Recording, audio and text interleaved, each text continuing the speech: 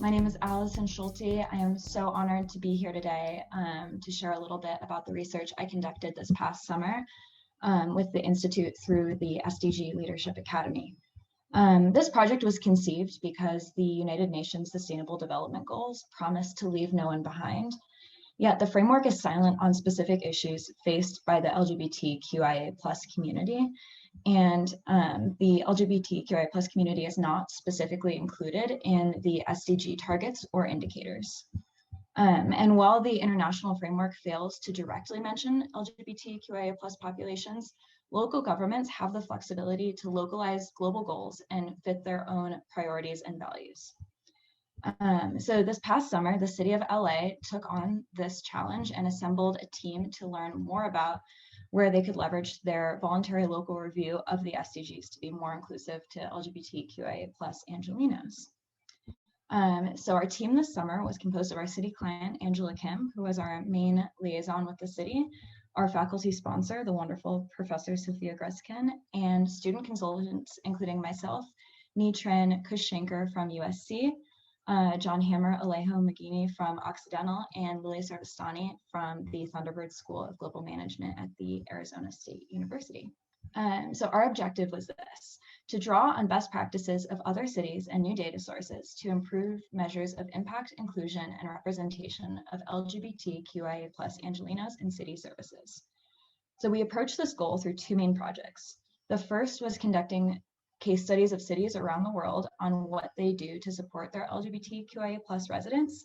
And the second, to identify indicators in the LA voluntary local review that could be disaggregated for LGBTQIA+ people to ensure that no one is slipping through the cracks. So first, I'm going to dive into the city case studies. So we analyzed over 50 cities across different metrics, including whether or not they've conducted a voluntary local review, if they're part of an international network like the Rainbow Cities or the Ciudades Arcoiris, if they are LGBTI friendly, if they have robust data collection systems, their replicability to Los Angeles, if they have strong programming, existing LGBTQIA+ governance structure like an office or a commission that's already set up, and if they have a pre-existing relationship with the LA Mayor's Office of International Affairs.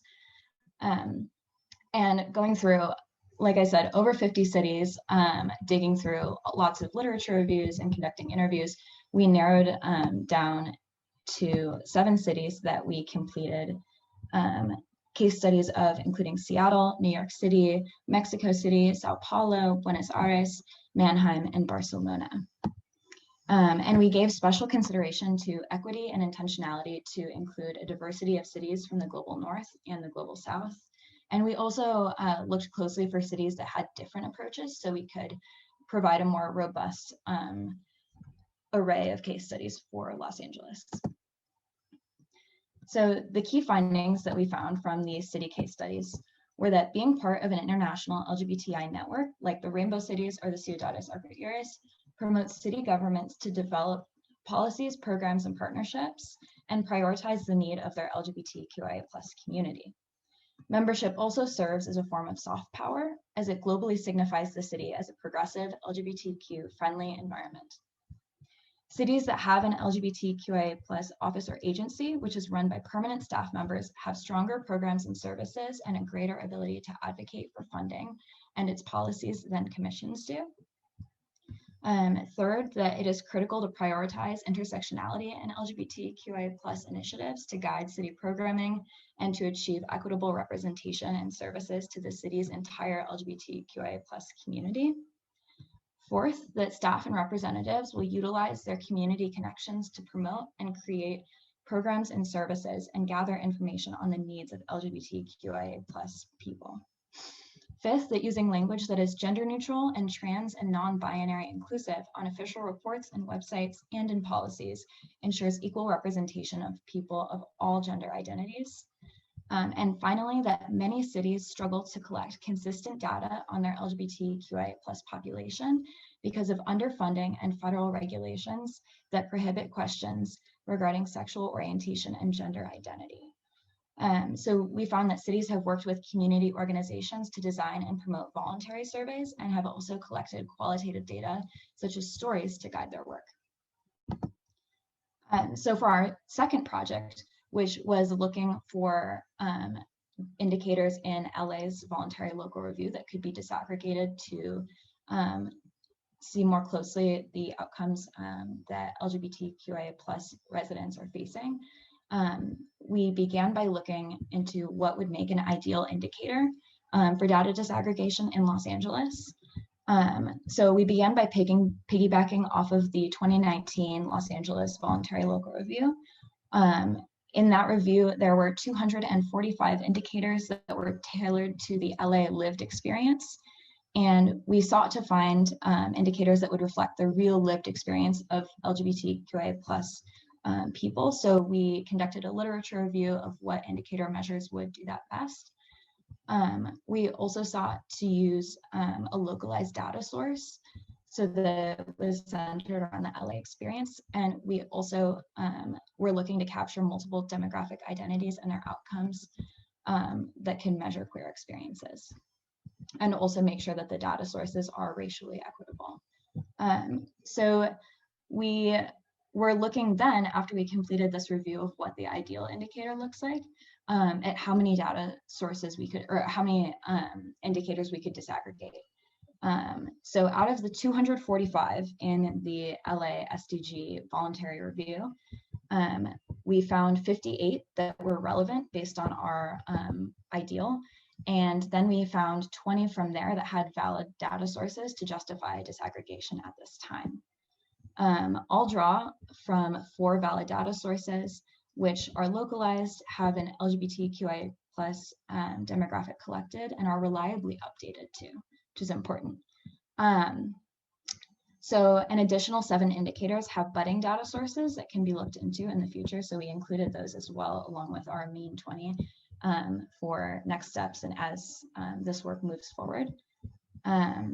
So some examples of what indicators that we selected for disaggregation include the proportion of the population living below the national poverty line, the proportion of students who feel safe on school grounds, and coverage of essential health services. So it really covers a wide range of different health outcomes, and we're very excited about what we found. So our biggest takeaways from the project were that cities with LGBTQIA+ initiatives have stronger measures of impact, inclusion, and representation of queer communities than those that don't.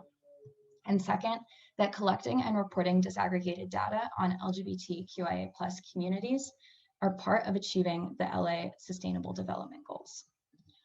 So all of this indicates that if LA wishes to leave no one behind, as laid out in their voluntary local review, continuing this line of work will support that goal of making Los Angeles a more inclusive place for our queer community.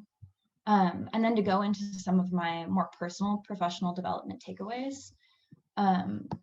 One of the most powerful takeaways from this project for me was the power of local government. I think we often talk about national governments in classroom settings and in our news cycle, but there is so much space for innovation and experimentation of programs and policies at the local level, and more so than there is at a national scale or an international multilateral space. LA as a major city is in a unique position to move the tide forward on social issues such as LGBTQIA+ inclusion. So it was really exciting to see sustainable data-driven development firsthand, and to also feel the urgency of city staff to drive this positive change. Second, that I was able to work with a team situated all over the world.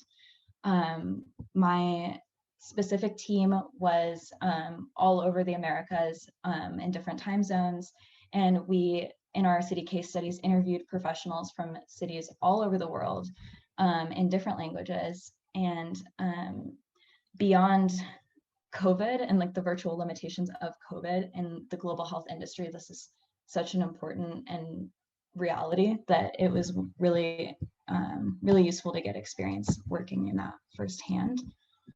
I also was able to start learning the role of a consultant position. This is my first real experience in a consultant role, And I learned many soft skills about team dynamics, how to interface productively with a client, how to communicate well with such a large and diverse team, how to utilize the expertise of our faculty mentor, and also how to work within the structure and the requirements of the LA city government, and how to deliver a product that wasn't just useful to us, but would be useful for them. And then another outcome for me was translating big picture ideas into concrete steps that led into a final product. And I say this because the SDG Leadership Academy was an incredibly valuable experience with ambiguity, because we were presented with ideas and wishes from our client that were pretty abstract, and we're left more on our own to figure out how to interpret those and how to deliver a final product that was significant and useful to the city. So we were able to compose our objectives, our project timeline, and our steps towards our final report with the help of our faculty mentor, Professor Gruskin. But it was a really great experience that I think you wouldn't get in the classroom, where there's so much more structure towards a project, that this was a much more real world experience. And finally, creating a 71-page final report that was both concise and accessible to readers, while still being technical and specific, was an incredible experience, and I feel set me up for a future where I would create a report like this again, because it's now a much more approachable and achievable goal than before doing that. So none of this would have been possible without the Institute and Professor Gruskin. So I am so grateful to have been part of this project and the Leadership Academy community. Despite COVID, we were able to keep the needle moving on sustainable development in LA. And based on my experience working with this community, I see a very bright future for Los Angeles and beyond. So thank you all very much.